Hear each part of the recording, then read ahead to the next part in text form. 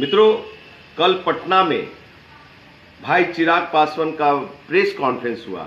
उस press conference में media साथी लोगों ने, मीडिया कर्मियों ने सवाल किया भाई चिराग पासवान से कि चिराग पासवान जी, आपकी जाति 5,58,000 लोग बेरोजगार हैं, कुपोषण का शिकार हैं, गरीबी भुखमरी के कगार पे हैं, अशिक्षित है, उसका जिम्मेवार कौन है। तो वो बात को बहुत गोल गोल घुमाया और ले जाके लॉ एंड ऑर्डर किधर किधर वो किया। लेकिन भाई चिराग पासवान जी, बिहार का पासवान, बिहार का दुसाध अब आपके साथ जाने वाला नहीं है।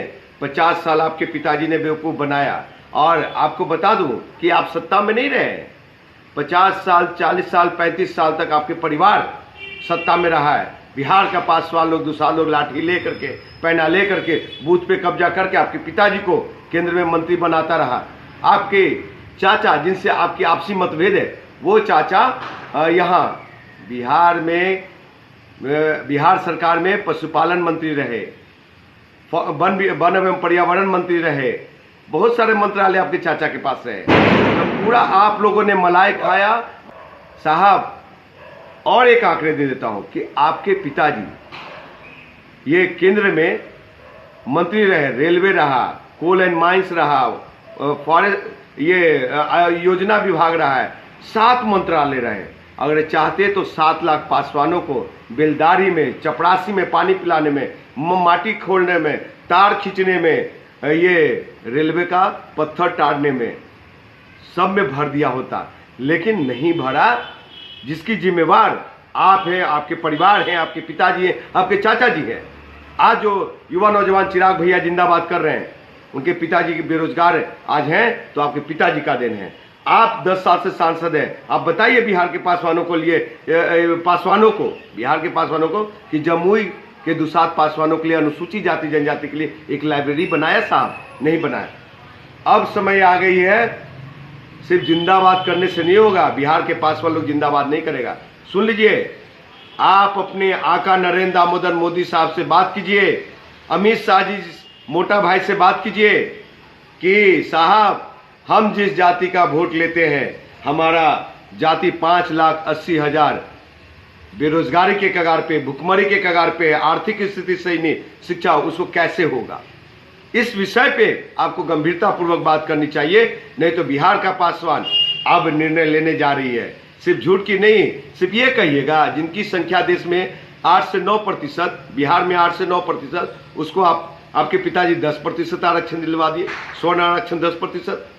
आप कहते 2016 में कहा कि समृद्ध दलितों को आरक्षण छोड़ देना चाहिए। तो आपसे बड़ा समृद्ध कौन है? सबसे पहले आप आरक्षित सीट को छोड़िए, जनरल सीट से लड़िए। और अब कहते हैं कि 12 जातियों को, वो 12 जाति जो ईबीसी का फायदा ले रहा है, BC 1 का फायदा ले रहा है, और उसको आप कहते हैं कि अनुसूचित जाति की सूची में शामिल किया जाए। ये कितना दुर्भाग्यपूर्ण है। आप दलित विरोधी हैं, दलित के साथ साथ दुसाध पासवान विरोधी हैं। आपको सिर्फ वोट चाहिए पासवानों का, और ब्राह्मणों का राज लाना चाहते हैं, जो कि कदापि नहीं हम चलने देंगे।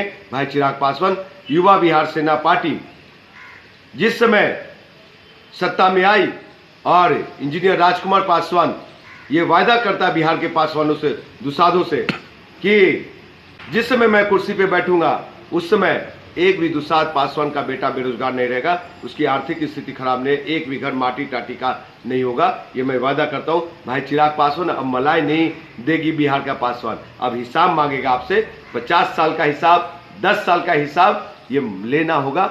और सिर्फ नमो मोदी और मैं मोदी का हनुमान कहने से नहीं चलेगा। समाज का काम करना होगा, घर का काम, जाति का काम करना होगा। और आपको समझ जरा भी शर्म है तो मोदी जी से मांगिए, अपने समाज के लिए बात कीजिए। दुसाध रेजिमेंट की युवा नौजवान बेरोजगार है, पासवान रेजिमेंट की और युवा नौजवान बेरोजगार है। साहब, कब तक आप ठगते रहिएगा? आपके परिवार कब तक ठगते रहेंगे घर को? अब ठगी नहीं चलेगी, काम करना होगा। जाति, दुसाध जाति सभी राज्यों में है, उनको आरक्षण नहीं है। बाबा साहब आम्बेडकर ने जो 22.5% आरक्षण दिए, उसको बढ़ा के 35 से 40% करने की मांग कीजिए। नहीं तो आप समाज, घर, परिवार, दुसाध पासवान और देश का, बिहार का अनुसूचित जाति जनजाति आपको नेता कभी स्वीकार नहीं करेगा। जय हिंद, नमस्कार, जय भीम, नमो बुद्धाय।